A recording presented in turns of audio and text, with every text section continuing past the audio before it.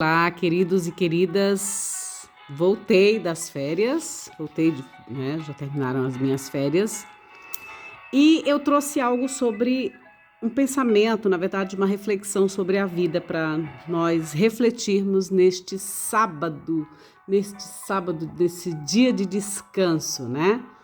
Esse Shabbat Shalom, vou dizer assim. É trecho de um livro de pensamentos mesmo, que nos faz refletir sobre algumas questões da mente, da vida, da nossa vida. E é bem legal, olha só, que diz assim: todo ser humano deseja a liberdade, deseja viver a vida que ele idealiza para si mesmo ou si mesma. No entanto, há muitas pessoas que se queixam de que a vida, abre aspas, de que a vida não é como elas pensavam.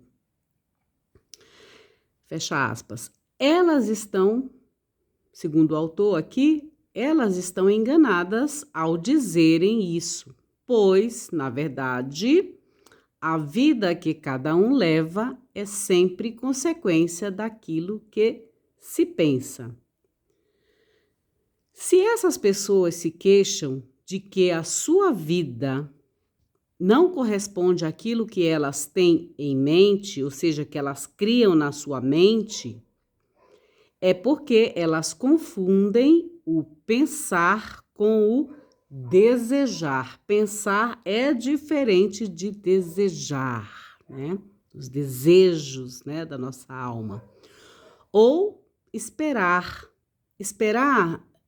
Muitos dizem assim, eu espero que Deus realize, mas esperar é uma coisa meio que, nesse sentido, passivo, né? Algo passivo, então você espera que alguém faça algo por você. Não, você tem que fazer, esperar de realizar algo que você espera que vai ter êxito, né? Não de esperar passivamente, né? A gente sempre espera algo de bom da vida, mas a gente espera de forma ativa e não passiva. Essas já são palavras minhas aqui, tá? Assim, agora ele continua. Assim, quando elas dizem, a minha vida não é o que eu pensava, fecha aspas, estão, na verdade, querendo dizer, abre aspas, a minha vida não é o que eu esperava ou desejava que fosse. Fecha aspas. Aí ele continua, realmente, a vida nem sempre é como esperamos ou desejamos que seja. Porém, ela é sempre como pensamos que seja. Em outras palavras, abre aspas, a vida é sempre a manifestação da nossa mente ou do que criamos na nossa mente, porque quando algo vem para a manifestação física, material, primeiro a gente pensou, por exemplo, né, alguém pensou nesse pingente e fundiu o ouro e aqui está, né? Colocou uma palavra, né? Aqui está escrito abençoada. Então, quer dizer, foi uma criação da mente de alguém, foi colocada no papel, assim como um engenheiro faz também, criada e depois levada por Orives para que o Orives transformasse isso numa manifestação, né? Então, tudo é criado na nossa mente. A nossa mente, ela é criadora. Isso está nos textos bíblicos, nas narrativas bíblicas e em muitos outros textos de várias culturas existentes, né? De outras culturas religiosas, vou dizer assim, existente no mundo, tá bom? Não é algo apenas do cristianismo, do judaísmo, do islamismo, do zoroastrismo, não. A nossa mente é criadora, e isso em todos os textos religiosos, como o Bhagavad Gita, entre outros textos, sempre está nos alertando, estão sempre dizendo que a nossa mente cria, a nossa mente é criadora, nós somos seres criativos, né? Tanto que em Gênesis, o Deus criador lá é chamado de Elohim. Elohim, sim, o Deus criador dos textos bíblicos, do judaísmo, por exemplo, porque Bereshit é um livro judaico, é um livro dos hebreus, então ele se chama, esse Deus criador, Elohim, tá? Então, a vida é sempre a manifestação da mente.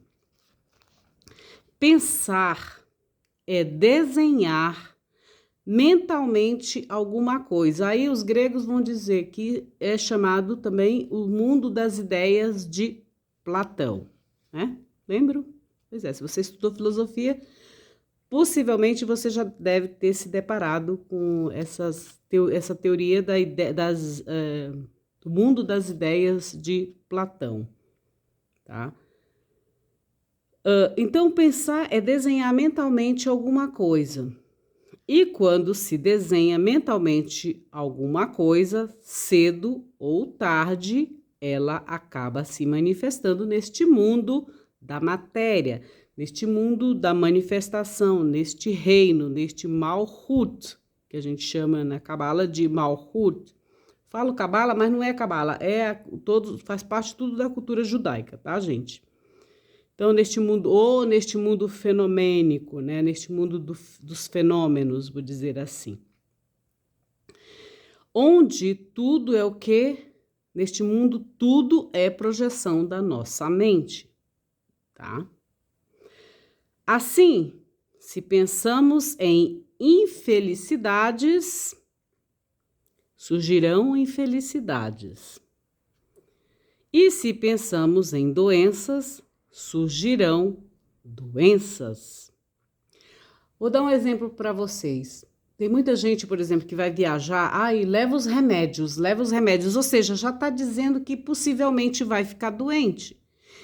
Sempre que eu viajei, eu nunca levei remédio, nunca me preocupei se eu vou ter, sabe? Não, eu sempre determinava, eu não vou levar, não vou ter, não vou, enfim. E graças a Deus nunca aconteceu. Eu viajo há muitos anos, nunca aconteceu. Mas por quê? Porque antes eu programo a minha mente para não pensar sobre aquilo, né? A mesma coisa é, por exemplo, o sentimento de sentir raiva. Eu me programei para não sentir raiva. Por quê? A raiva é um ídolo. E como a gente deseja não ser idólatra, então a gente evita ter esses sentimentos. Idolatria não é somente adorar uma imagem de gesso, uma imagem de madeira ou qualquer outra coisa. Não. A raiva também é um ídolo, porque você está idolatrando algo, ou uma situação, ou uma pessoa. Entendeu? Quando você está com sentimento de raiva, você simplesmente o Espírito bom, o Espírito Santo sai do seu corpo. Ele não habita em casas, vou dizer assim, em corpos onde exista sentimentos que não são de acordo com a bondade, com tudo aquilo que vem de Deus, que é o bom, né? Então, quando você sente raiva, quando você sente inveja, quando você sente ódio, quando você sente mágoa de alguém, você se torna um idólatra, porque você está idolatrando aquele sentimento, aquela situação, aquela pessoa a qual te causou algo. A mesma coisa eu amo aquela pessoa, você está idolatrando também. Então, por isso que a gente tem que ter muita atenção em relação aos nossos sentimentos, não ficar preso a esse sentimento. Daí vem essa questão de todos que desejam a liberdade, é o que a gente está lendo aqui, falando sobre a liberdade na vida, e de repente você mesmo se torna escravo de algo, de alguém, de uma situação ou de um sentimento. Né? Interessante isso, né? A gente pensar que idolatria, de idolatrar algo, não é somente idolatrar uma imagem, como muitos colocam, ou uma entidade, ou um Deus, alguma coisa assim. Mas você pode idolatrar também situações, né? Sentimentos que não são tão bons para você, para o teu corpo, para a tua evolução espiritual. Quando eu digo evolução espiritual, isso não refere-se à religião, gente, tá? A religião, quando eu falo, religião institucionalizada. Não é isso, tá? Porque religião, a palavra religião vem de religare. Religar você ao teu Criador. Não importa qual nome você dá a esse Criador. Se é Elohim, se é Baal significa Senhor, né? Ou se enfim, depende o nome que tu dás a este ser supremo que te dá a vida, né? Que deixa você respirar neste mundo fenomênico, neste mundo da matéria, neste mundo da physis, tá bom? Olha só, vamos continuar aqui. Então, tudo é projeção da mente, de acordo com esse autor, tá? Assim, se pensarmos em felicidade, como eu já li aqui, surgirão infelicidades. Se pensarmos em doenças, surgirão doenças. Muitas pessoas, ao mesmo tempo em que desejam a saúde, tem muita gente que está atualmente buscando um princípio ativo de algum medicamento, de alguma droga do sistema de laboratórios, dos sistemas como que se fala, da indústria farmacêutica, né, para viver. Por quê? Porque criou-se desarmonia no seu corpo, na sua mente, na sua vida, né? Criou-se desarmonia e com isso vem as doenças. Isso eu não estou dizendo que eu sou 100% saudável. Não, gente. A gente vem neste mundo e muitas coisas nos são induzidas para a gente usar alimentações erradas e tudo mais.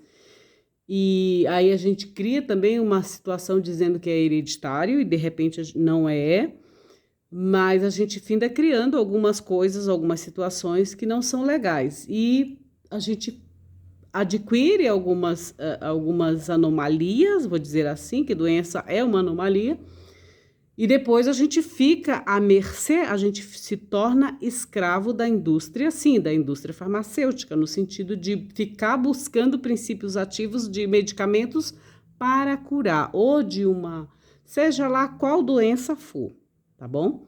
Então, nós nos tornamos escravos às vezes porque nós não temos o conhecimento de como nos alimentarmos direito, adequadamente. E essa indústria da alimentação, ela é muito forte. Se você não tiver uma mente forte, você vai usar muito açúcar, usar muita farinha branca, enfim, vai destruir o teu templo, que é o templo do Espírito Santo, que é justamente o teu corpo, tá? Ou por meio da alimentação, você destrói o teu corpo, ou por meio das questões sexuais, que você pode ter, de repente, adquirir DST, enfim, outras doenças além disso, né? Ou você vai trabalhar muito em questão de ganância, de querer mais vida, porque dinheiro é vida, você vai vender o seu tempo útil de vida para adquirir dinheiro, porque você quer ter outras experiências com esse dinheiro, enfim. Tem várias formas de nos tornarmos escravos, né? E aqui se fala o quê? E todo ser humano deseja o quê? Liberdade. Porém, a gente busca liberdade e no final em busca dessa liberdade, às vezes nos tornamos escravos de certas coisas, tá? Então, para nós pensarmos isso aqui. Aqui, muitas pessoas, ao mesmo tempo em que desejam saúde, vivem a pensar. Eu sou fraco, abre aspas, eu sou fraco, sou doentio, fecha aspas. Neste caso, elas tenderão a ficar cada vez mais fracas e doentias, exatamente como elas pensam ser, tá? Que mais? e, como resultado, dificilmente se concretizará o desejo de se tornarem sadias, saudáveis, né? O que mais tem aqui? Pelo exemplo acima, podemos compreender que, para vivermos felizes, precisamos eliminar da mente, de nossa mente, todo e qualquer pensamento negativo e viver sempre com o coração repleto de alegria. Salomão, acho que no livro de Mishlei, Provérbios, ele diz que o coração, a alegria aformoseia o rosto, né? Então, significa o quê? Que se você tem alegria no seu coração, o teu semblante muda, né? O teu semblante muda. Você vai viver com o semblante sempre alegre, né? Ele diz o seguinte aqui: e viver sempre com o coração repleto de alegria, esperança e fé, emuná, inabalável. Ou seja, não é uma situação, não é alguém, não é nada que vai te abalar, vai tirar a tua alegria, vai tirar a tua esperança. Tá? Então, é viver numa fé inabalável. Isso é ser livre, né? No interior, né, no interior do homem, do ser humano, está escondido um tesouro infinito. Aqui eu sempre digo para vocês, participem desta comunidade digital que cresce a cada dia, pois este canal Bíblia com Francisca é o que? É um tesouro do Eterno, é um tesouro de Hashem para as nossas vidas. E é um tesouro mesmo. Isso que eu estou trazendo para vocês é um tesouro para nós pensarmos, né? Um tesouro infinito. Esse tesouro infinito é o humano, é a humanidade, é o homem, filho de Deus. Todos nós somos filhos de Deus.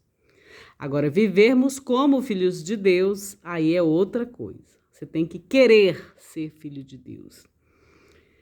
Então, olha só, esse tesouro infinito é o homem filho de Deus, que constitui a sua essência, porque o homem, ou seja, a humanidade, é essencialmente filho de Deus. Diz-se que ele é dono do universo, Deus é dono do universo, dono do ouro, dono da prata, é ele quem nos dá a parnassá, né, que é o nosso sustento, pelo menos o meu é ele, eu dependo de Deus, 100% da minha vida. O verdadeiro homem, ou seja, o verdadeiro humano, não é este ser pequeno e frágil, ser carnal, mas sim o Filho de Deus, perfeito, indestrutível, eterno. E ele é espírito, Deus é espírito. E é imortal, é a própria vida infinita, é o Filho amado do Pai eterno. É o ser, digamos assim, iluminado. O importante, acima de tudo, é descobrir o verdadeiro homem, ou verdadeira mulher, e reconhecer a sua existência. Segundo a lei mental, não sei se vocês já ouviram falar sobre essa questão de lei mental, quem fala muito sobre a lei mental é Helena Blavatsky, que é uma russa, ela é uma escritora do século XIX, ela escreve muitas coisas bem legais, por exemplo, tem um livro chamado A Voz do Silêncio, muito profundo, ela foi muito criticada, ela foi muito, assim, muito criticada na sua época, mas ela tem uma visão de evolução humana incrível, incrível, Helena de Blavatsky. Então, segundo a lei mental, manifesta-se tudo aquilo cuja existência é reconhecida pela mente, ou seja, tudo aquilo que a nossa mente reconhece se manifesta neste mundo da physis, né, neste mundo material. Quando reconhecemos dentro de nós mesmos a existência do ser verdadeiro, perfeito e imortal, este se manifesta em toda a sua plenitude. E então podemos viver uma vida feliz e verdadeiramente livre.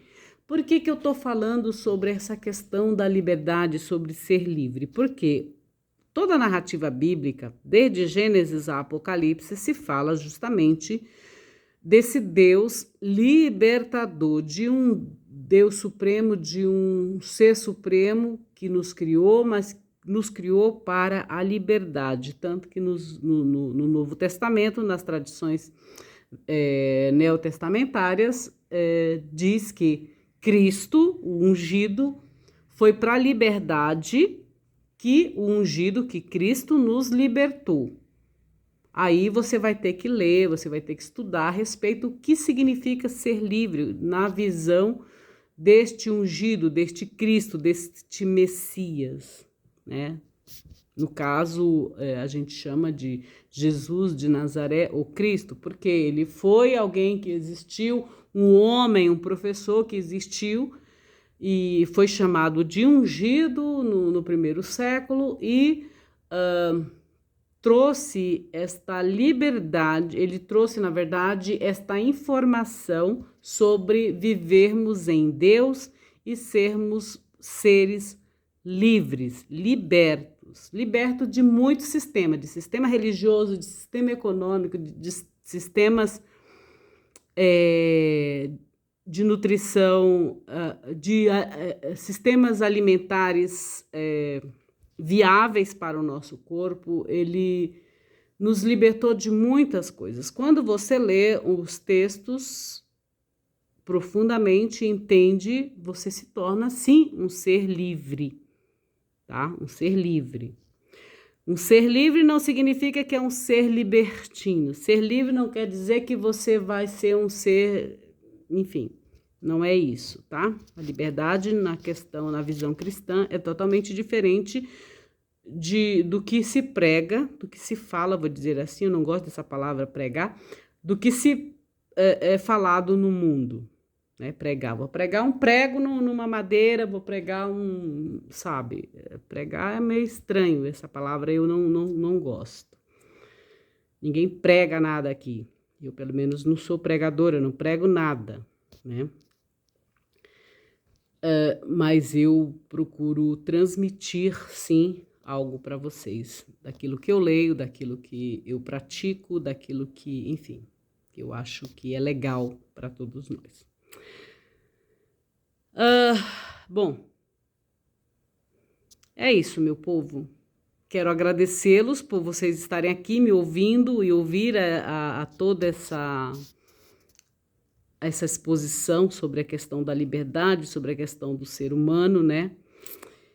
Essa oportunidade de estar aqui contando para vocês, né? Esta leitura, né? E trazendo um pouco de alegria, né?